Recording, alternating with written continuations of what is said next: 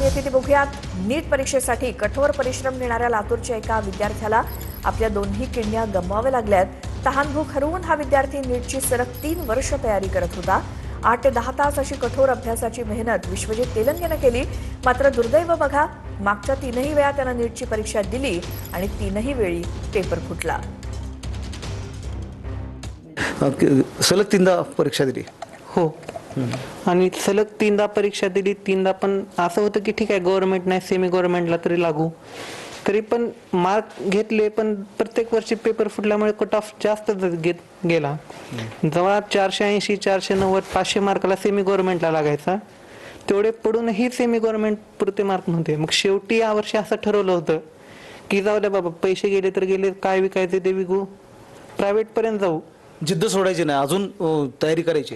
हां, आणखीन तयारी करणार मी. जितक्यांदा पेपर फुटतील मी तितक्यांदा पेपर देणार.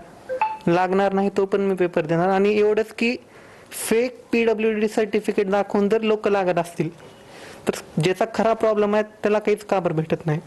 सतत पेपर फुटीचं प्रकरण जे नीटचं समोर येते, वाईट वाटतं. वाईट वाटतं खूप, कारण जे खरं करायलेत ते मागे राहिलेत आणि जे काहीच करणार ते डायरेक्ट पैसे दिलेत पेपर भेटायला त्यांना. हे आपण काय समजायचं? हे उद्या पेपर फोडणाऱ्यांनी एवढं तरी लक्षात घ्यावं की उद्या ते ज्या डॉक्टरकडे जाणार आहेत ते पण असाच लीगचा डॉक्टर असणार आहे. मग तेच त्यांनाच त्यांचे कर्म भेटणार आहेत वापस येऊन. महेंद्र जोंधळे, TV9 मराठी, लातूर.